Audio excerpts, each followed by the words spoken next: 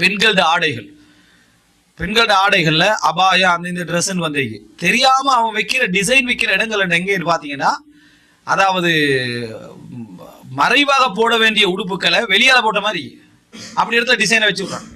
அதே அமைப்புல வச்சு விடுறான். அந்த ஆடைகட்ட அமைப்புலயே அந்த டிசைனை வைக்கிறான். ஆனா ஆடைன்னு விளங்காத மாதிரி ஒரு நீல ஒரு கோடு விளங்கிட்டா அந்த மாதிரியான ஒரு இதுல வச்ச உடனே இவங்க நினைக்கிறாங்க டிசைன் நினைக்கிறாங்க.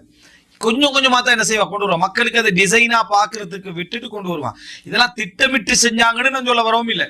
இபிலிஸ் திட்டமிட்டு செய்யறான். மனிதர்கள் திட்டமிட்டு செய்யறாங்கன்னு சொல்ல வரல. இபிலிஸ் சில விஷயங்களை திட்டமிட்டு மனிதர்களை என்ன செய்யறான், செய்ய வைக்கிறான். முஸ்லீம்களே சிலர் என்ன செய்யலாம், அதை செய்வதற்கான வாய்ப்பு இருக்குது. ஒரு காலத்துல பொம்மை விளையாடலாமான்னு கேட்டா விளையாடலாம்னு நம்ம சொன்னோம். இப்போ பொம்மை விளையாட கூடாதுன்னு சொல்ற லெவல்ல, ஏன்னா பொம்மையை அப்படி படுபயங்கரமான ஆபாசத்துக்கு கொண்டு வந்துட்டா. பொம்மை ஒரு ஆள்ட சைஸுக்கு பொம்மையை கொண்டு வந்துட்டான். அதுக்கு அந்த ஆள்ட சைஸ்ல இருக்கக்கூடிய மாதிரி உறுப்பு அமைப்புகள் என்ன செஞ்சுட்டா கொண்டு வந்துட்டான். இந்த பொம்மை விளையாடுங்கன்னு எப்படி சொல்றது? இந்த பொம்மைக்கு அதே மாதிரி ட்ரெஸ் போட்டு வச்சுக்கிறான். பொம்மை விளையாடினார்கள் ஆயிஷா ரலியல்லாஹு பொம்மை விளையாட ரசூலுல்லாஹ் அனுமதிச்சாங்க அப்படின்னு சொல்லி இந்த பொம்மையை கொண்டு வரலாமா? இது பிழை. விளங்கிட்டா? அப்ப இந்த இடத்துக்கு கொண்டு வந்த அளவுக்கு அதை மாத்தி கொண்டு போறாங்க. இத மாதிரி மனிதனுடைய தபியத் ஃபித்ரா என்றது ஒரு தனியான ஒரு அழகான ஒரு தலைப்பு. இந்த மாதிரியான ஒரு உணர்வு ரீதியாக மனிதன் உணர்ந்த ஒரு விஷயங்கள்ல உண்டுதான் விபச்சாரம் அப்படின்ற பகுதி. விபச்சாரம் என்றது அந்த சமூக ரீதியாக அந்த சமுதாயம் அங்கீகரித்து நடக்கக்கூடிய திருமணத்துக்கு எதிரானது. அது எப்படி அங்கீகரிக்கிறாங்கன்றது வேற. அந்த சமுதாயத்துக்கு ஒவ்வொரு கலாச்சாரம் இருக்கலாம், அவங்களுக்கு சில மத அனுஷ்டானங்கள் இருக்கலாம், அல்லது ஒரு சிஸ்டம் இருக்கலாம். அது காட்டுவாசியா இருந்தா கூட கல்யாணம் முடிக்கிறது சிஸ்டம் ஒன்று இருந்தீங்க.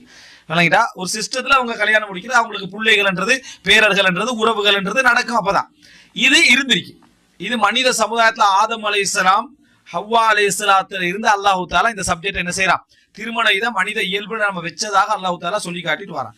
அப்ப இப்படி இருக்கக்கூடிய ஒரு அம்சம் பெண்கள் மீது மனிதனுக்கு, அதாவது திருமணம் என்பது நல்ல முறையில் புரிஞ்சுக்கணும். ஒரு மனிதன், அதாவது ஒரு ஆணும் ஒரு பெண்ணும் இணைவதற்கு இஸ்லாம் பல வழிமுறைகளை வச்சிருக்குது.